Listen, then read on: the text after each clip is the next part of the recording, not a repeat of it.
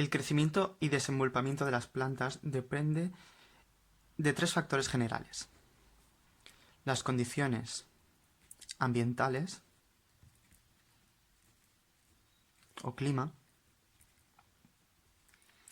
el propio suelo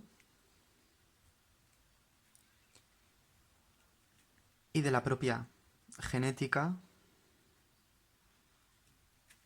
o variedad de la planta, ya que cada especie de planta o variedad tiene diferentes exigencias en cuanto a nutrientes y la resta de propiedades. Entonces, las condiciones ambientales principalmente son la humedad y la temperatura, determinantes para la evapotranspiración de las plantas. ¿Qué es esta evapotranspiración? Pues es sinónimo, se parece mucho al fenómeno de evaporación, ya que depende de la humedad que haya en el ambiente. Si hay más humedad en el ambiente que en la propia planta, los estomas se abrirían y dejarían escapar la humedad, y depende de la temperatura también. Va como muy ligado. Es decir, en las hojas hay como unas puertas estomáticas, que por aquí es donde se escaparía el agua. Entonces, también de la luz, ya que la disponibilidad de luz determinará la capacidad fotosintética de la planta. En cuanto al suelo, en el suelo hay las raíces, y a través de las raíces se incorporan los nutrientes y el agua. Entonces, de nutrientes hay macronutrientes, que son los que más necesita la planta, y los micronutrientes, que son los que menos utiliza la planta, pero que los necesita para llevar a cabo su metabolismo. Vale. Estos macronutrientes o micronutrientes son los que se asimilarían a la planta a través de la materia orgánica disponible en el suelo. Pero no absorbe directamente la materia orgánica, sino que esta materia orgánica padece un fenómeno de humificación y se pasaría a llamar humus. Es la primera fase de fermentación. Y después la mineralización,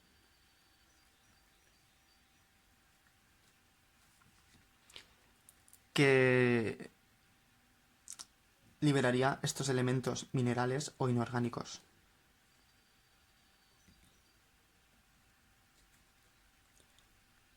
Que son los que sí se asimilan por la planta.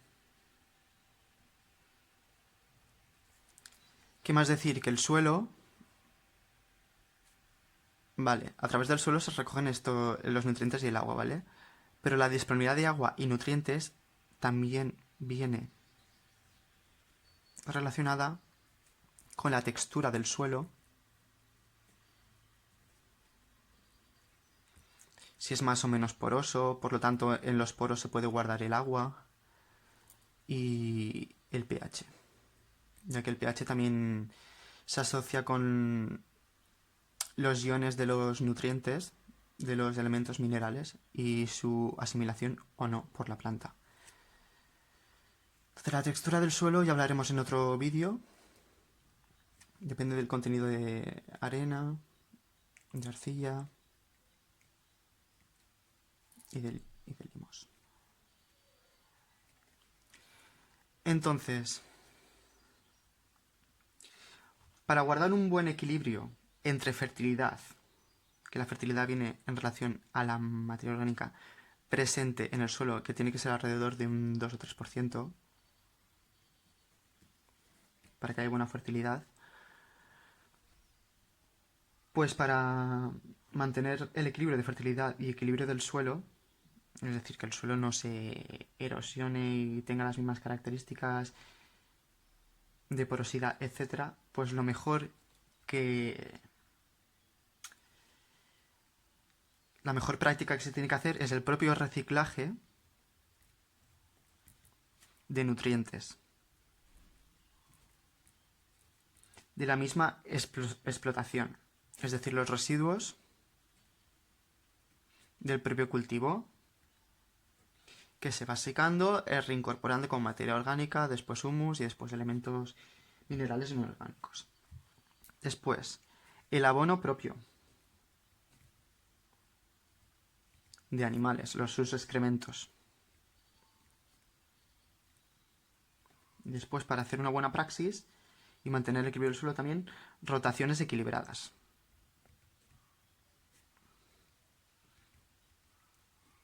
Del propio cultivo. Como puede ser con abonos verdes y las leguminosas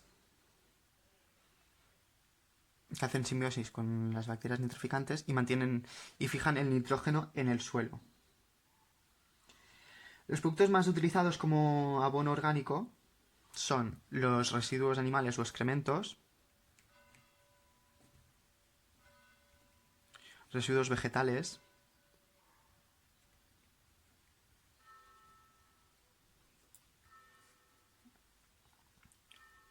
o los compuestos o excrementos artificiales. Ya pueden ser de residuos industriales, residuos sólidos urbanos o lodos o fangos de depuradoras, etc. Entonces, de excrementos hay diferentes tipos según el animal y cada animal tendrá una riqueza u otra, ¿vale? Entonces, por ejemplo, los de palomo, son los más ricos en nitrógeno. Entonces, ordenados de riqueza de nitrógeno, os voy a poner unos ejemplos. Los de paloma, alrededor de un 10% de nitrógeno. Gallina, un 3% de nitrógeno. Ovino, un 2,5%. Bovino, un 1,5%. O porcino, un 0,5%.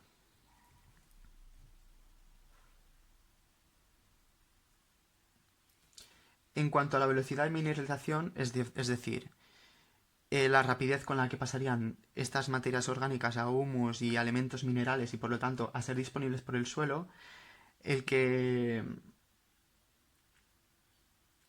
más eficaz, el más rápido sería el de gallina y paloma. Después el de porcino y después los de bovino. Y por último serían estos residuos artificiales o residuos sólidos urbanos.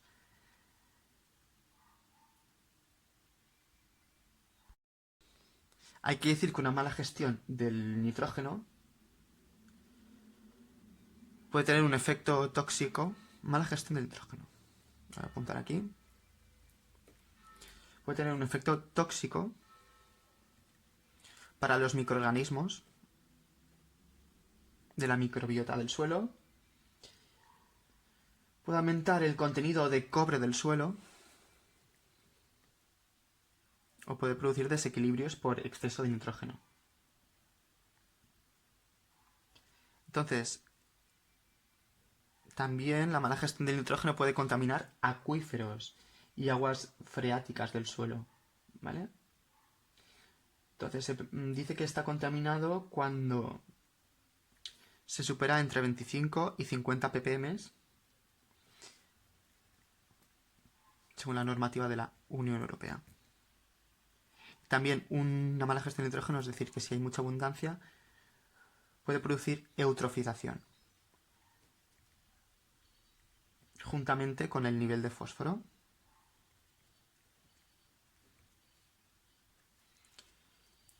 Y con referencia a la atmósfera, la mala gestión de este nitrógeno puede producir una volatilización del amoníaco y óxidos de nitrógeno por desnitrificación. Entonces, esto llevaría como consecuencia la lluvia ácida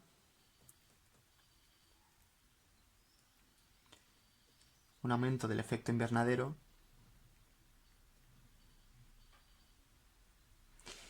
o liberación de óxido nítrico, que es el causante de la destrucción de la capa de ozono.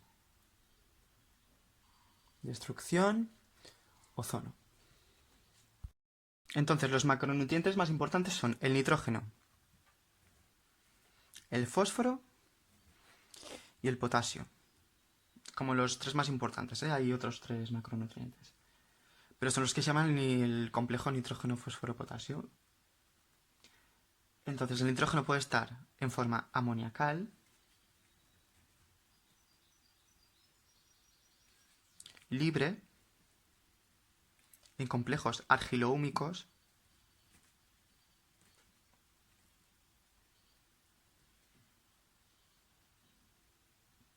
entonces la forma nítrica, los nitratos, que no está disponible para las plantas, tenía que pasar a nitritos. Y el nitrógeno libre, que tampoco es aprofitable. O sea, sería el atmosférico.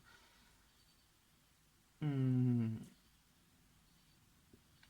nitrógeno, el incremento de nitrógeno se produce por el nitrógeno extraído por los cultivos, por procesos de desnitrificación, volatilización del amoníaco, rentado de nitratos, que viene a ser la lixiviación, es decir, a través del agua pues se va colando y va bajando hacia abajo,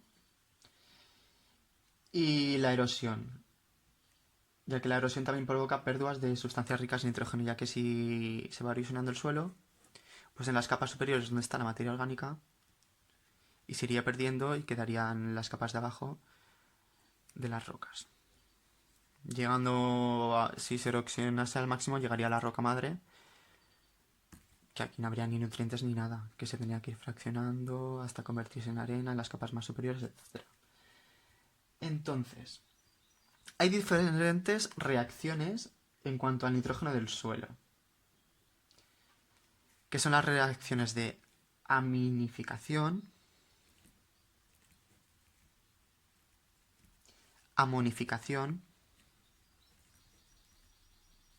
y nitrificación. Esta aminificación quiere decir que el nitrógeno proteico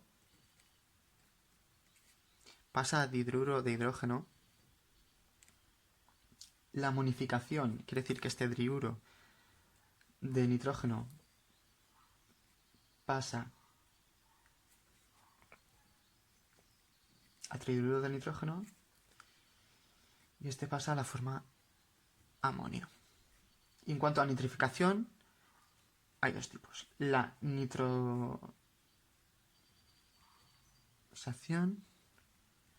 y la nitratación. Es decir, con el primero pasaría a nitrito y con la nitratación este nitrito pasaría a nitrato. Este proceso lo llevan a cabo unas bacterias, las nitrosomas, y en el segundo caso las nitrobacter. Como puede ser el rhizobium en las leguminosas, etc. Entonces, ¿este nitrógeno para qué es importante? Pues es importante ya que es el responsable de los componentes de los aminoácidos, las proteínas, la clorofila y los ácidos orgánicos.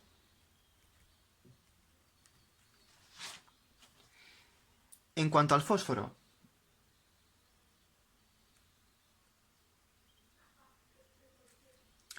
la ganancia de fósforo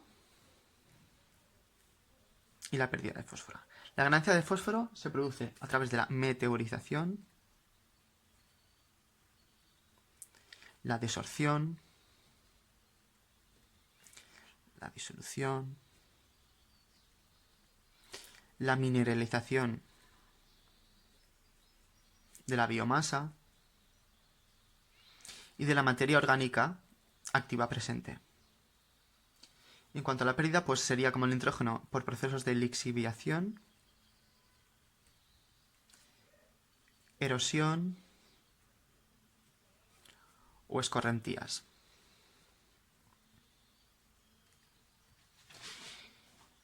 Y el fósforo es importante ya que interviene en las reacciones donde hay intercambio de energía a través de ATP. ¿Vale?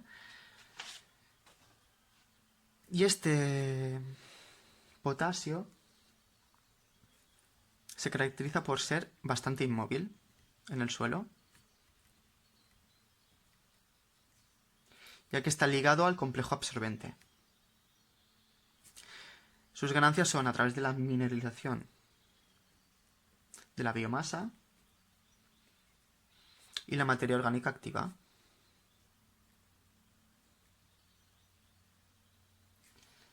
Hay potasio no disponible que, por ejemplo, se quedan algunos tipos de argilas atrapadas en su complejo, que tienen cargas negativas, estas tienen positivas y se quedan atrapados en el complejo. Entonces, su presencia, pues depende del pH, también como hemos dicho antes, el pH del suelo depende de la disponibilidad de nutrientes o no. Si está entre 6 o 7, es un pH neutro y está disponible. Con pHs bajos, es decir, acidez, pues hay precipitación ferroalumínica, lo que podría llevar a un problema de toxicidad de las plantas o incluso la tilosis. La tilosis es una enfermedad de las plantas por la cual crecen crecimiento apical y muy flojas, no tienen resistencia estructural y se vuelven, en vez de un color blanco, más amarillo blanquinoso. ¿Vale? Entonces, si el pH es alto, es decir, es muy básico, pues hay retrogradación cálcica.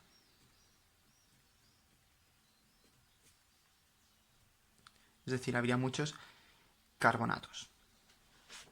Para seguir con el tema de estos de los nutrientes disponibles, hemos dicho que había 3 macronutrientes más, que son el calcio, el magnesio y el azufre. El calcio es un componente de la pared celular. El magnesio es un componente activo de la clorofila. Va a llevar a cabo la fotosíntesis. Y el azufre es un componente enzimático o presente en aminoácidos y proteínas. En cuanto a micronutrientes, los micronutrientes de las plantas pueden ser el hierro, el manganeso, cobre o zinc, el bor, el molibdeno y el cloro. El hierro también la síntesis de clorofila.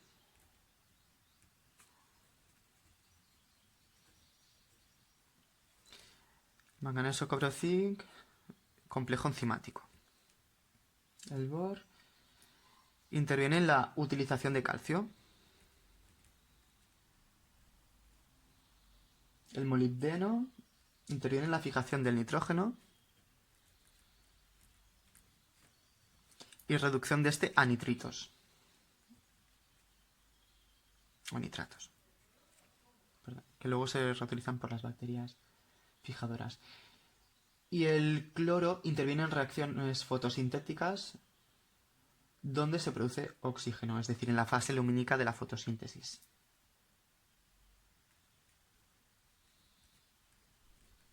Por el complejo fotosintético 1, por lo tanto.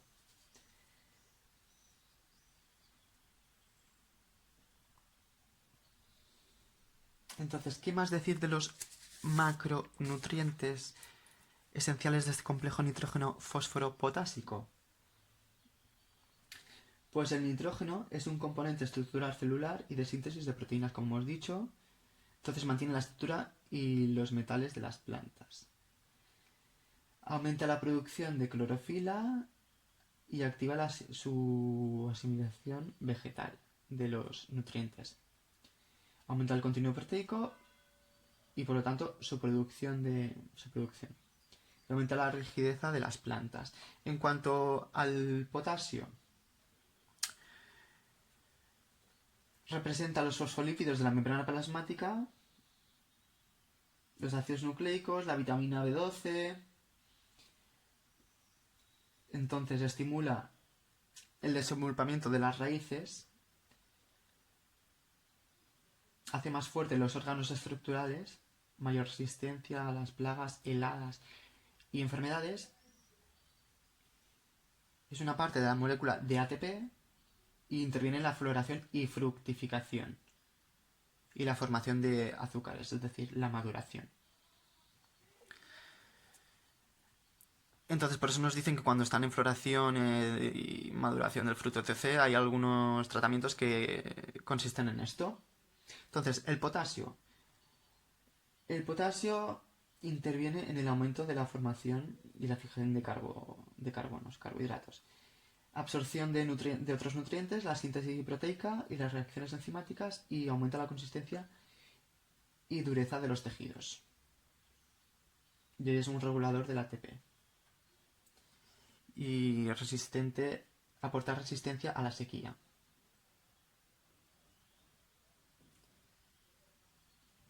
Ya que interviene en el tancamiento o abertura de estomas también. Entonces, ¿cuáles son los fertilizantes minerales con más uso, más utilizados? Pues los nitrogenados, ya que la presencia en las plantas de estos componentes sigue este patrón. Nitrógeno más que potasio, más que fósforo, más que calcio, más que magnesio y más que azufre. Este es el orden prioritario de los macronutrientes en las plantas.